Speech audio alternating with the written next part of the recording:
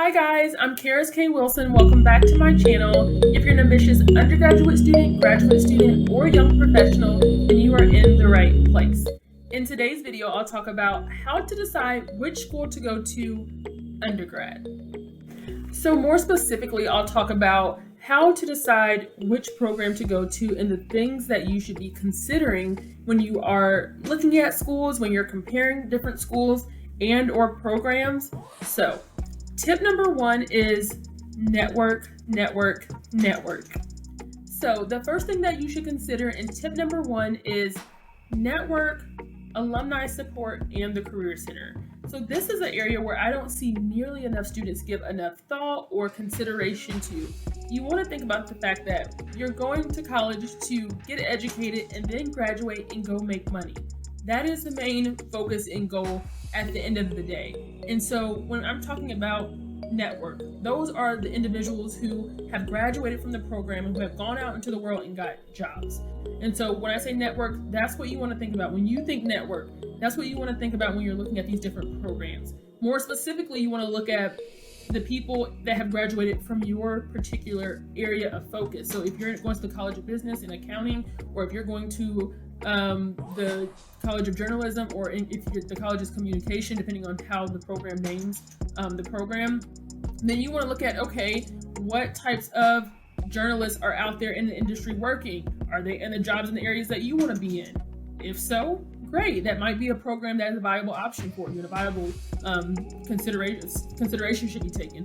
If not, you may either want to look at other institutions, or you could potentially, if you have other majors that you're considering as well, you might want to look at some of those and see if those areas support this idea and this notion of people being out in the industry. So that's what I'm saying when I mention network. Now, with regard to the Career Center, this is so important. I see and just heard for students, friends, peers, those that have gone to a university, and then the Career Center they find is inadequate for their needs. Does that mean the Career Center is just awful, or that they're not helpful, or that they don't do anything? I think that's subjective to the individual person, but I do think that we have tiers and levels to colleges and programs and academic institutions for a reason. Some might argue that the reasons are frivolous. Some might argue against it. I don't think that argument holds up about, all schools. I think we're very clear, and hopefully we're all clear in this video, that all education in schools, specifically when we're talking about programs and positioning students within an industry or an area of work, are not all created equally. I don't think that many things in the world are all created equally, whether it's cars. That's why we have certain things. And so, while that's a discussion for another video, you want to think about the Career Center and if they're adequate for what you need. How does that Career Center operate? Go and visit the Career Center. What types of services do they offer? What types of jobs do they offer? You can easily talk to and get access to the Career Center staff or academic or career counselors that will tell you, hey, we have Microsoft recruiting here. We typically send people to go work for Deloitte. We have consistently placed students in this industry, in that industry. Those are the types of questions that you want to be asking when you're going to a school. So you want to be thinking about all of the other things that we talked about in the previous videos.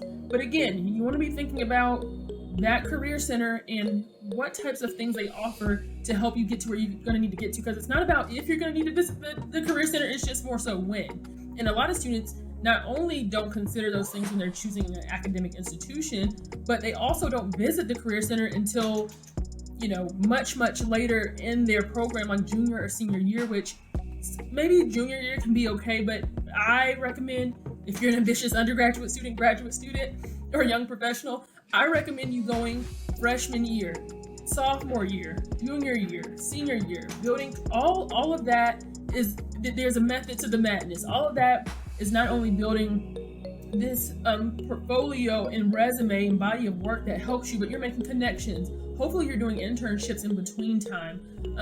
I think to get to a certain place and point in life, there's a lot of factors that play into it. I get this. I'm not saying that this is the lone thing that gets you there, but I do think that there is a certain level of tenacity and being vigorous that you have to approach the process with. I don't think being passive just gets people this uber amount of success. I think that it takes a lot of work. So going to the Career Center, like I said, starting freshman year is what I would recommend. I can do a video about that. If you guys do want to see a video about how to navigate that kind of process, please like this video and leave a comment in the comment section below. But that is kind of the second part of tip number 1. And then the last thing about this tip is the alumni support. So what do I mean by that? So network is one thing.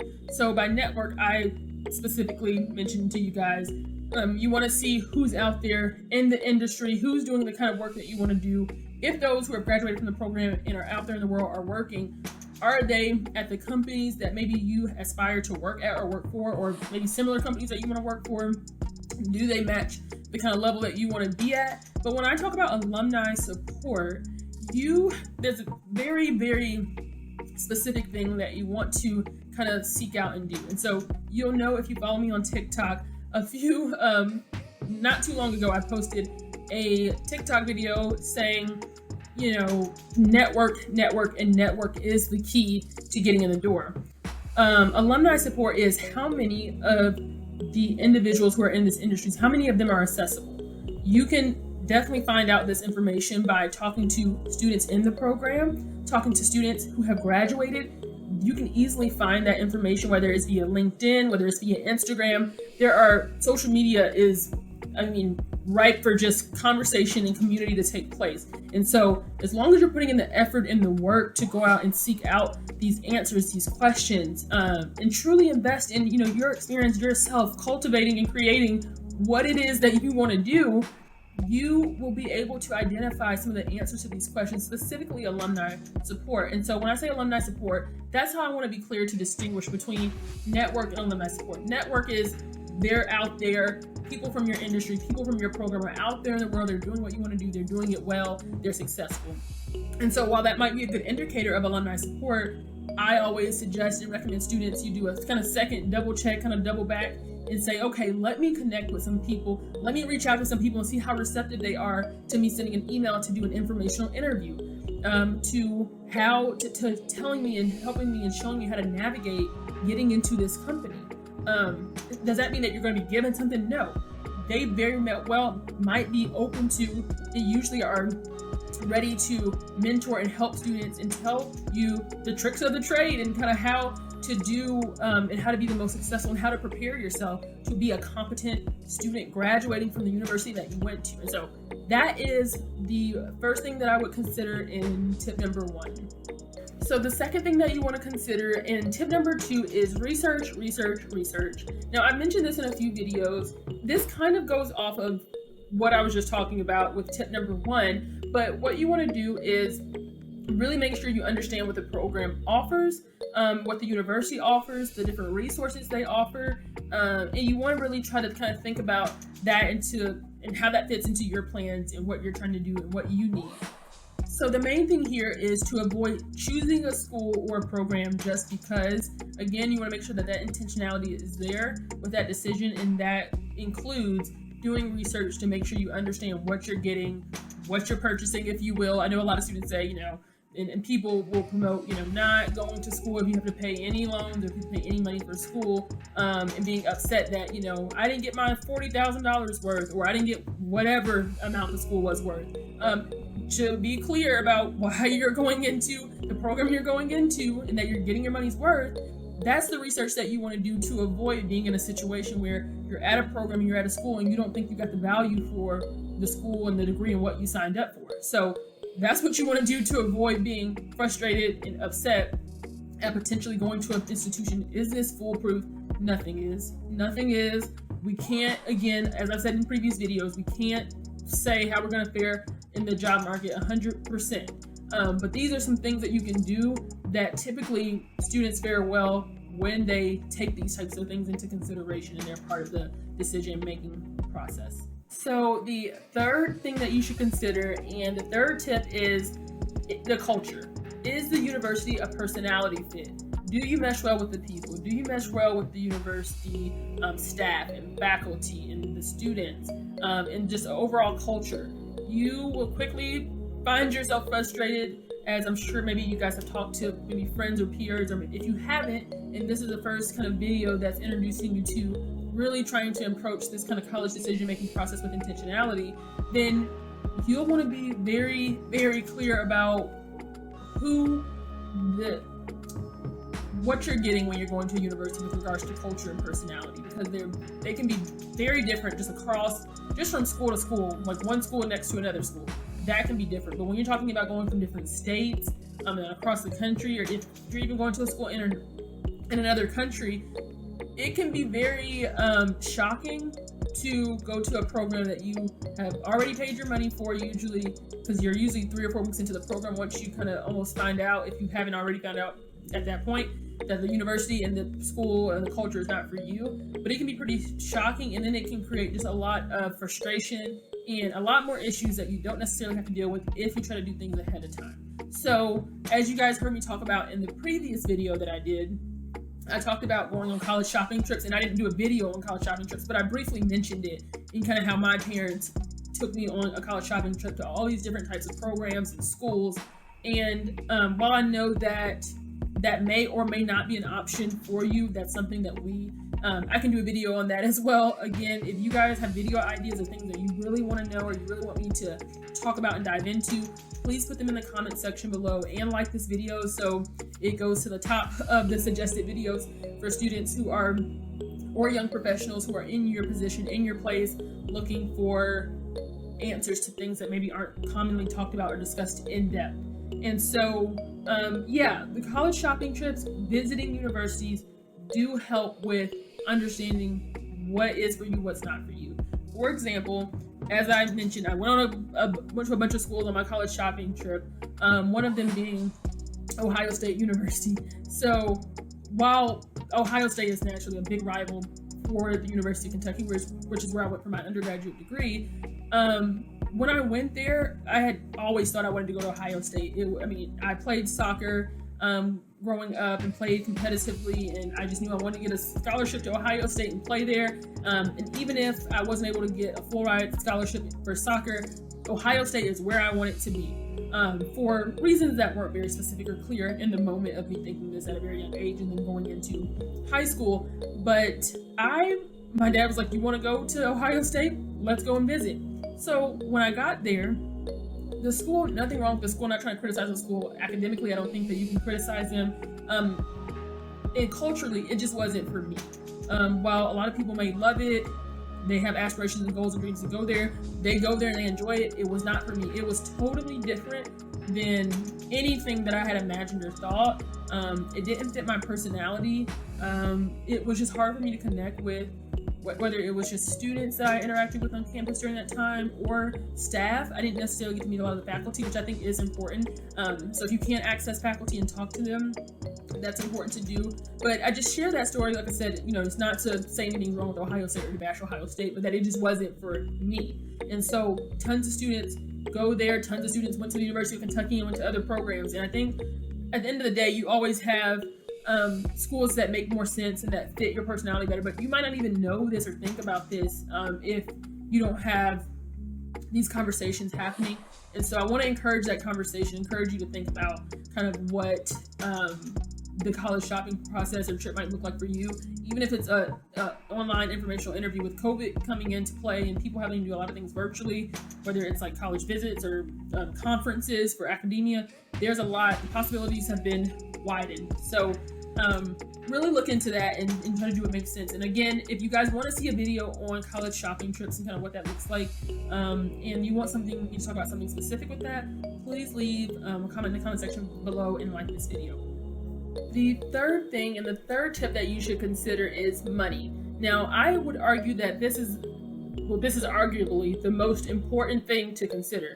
Not because of the obvious reason that people push and talk about so much, which is, all of the horror stories and the narratives about student loans and, why you should or shouldn't go to a certain school, why you should just pick, any school or community college without having any really robust conversation around what that means if you are just basing a decision off of money. Money is important, yes, but the conversation has to be robust about ways and paths forward. It can't just be college is so expensive, and so you can't afford it, so just go anywhere, go to the community college or go to the college that the one that you know of. It's more that goes into it than that. Again, people talk about scholarships, which are great, but there's not a really robust conversation around scholarships. We can have those conversations and talk about that via this channel and via just videos that I'm putting out about content like this.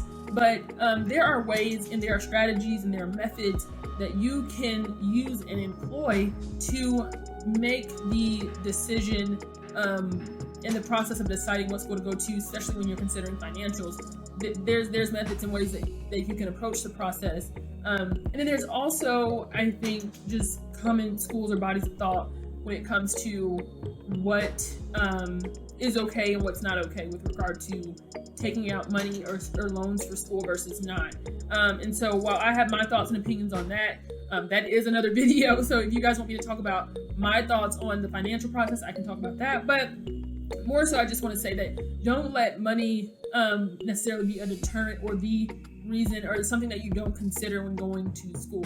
Yes, consider money, consider how much the program cost. I think I mentioned that I went to a college visit to Duke. I went to a college visit to Vanderbilt. I applied to Vanderbilt. I went to a variety of different schools on my college shopping trip, some which were very expensive, very much so. There was a conversation had at the dinner table with where it was like, this school is much too expensive, but the conversation didn't stop there. It wasn't that this place is so expensive, so we're going to go to, the institute of wherever.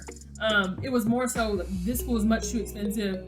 What is the affording this institution and this particular program look like? What scholarships are available? Are they willing to do in-state because they're a bordering state? Are they willing to do the academic common market? Are they willing to offer or match certain scholarships? Or there's so many options out there. And even if you have to take out loans, that's a conversation, but it can't just stop at, well, the school is $60,000 a year. That's not happening. It's more than that. And so I think that oftentimes that conversation and that consideration is absent from a lot of our conversations.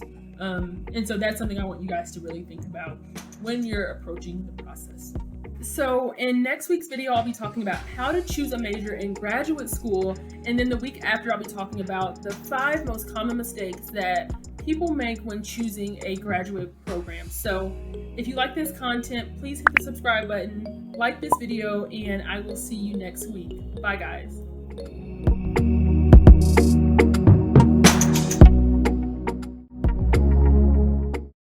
Hi guys, thank you so much for tuning in to the Karis K YouTube channel.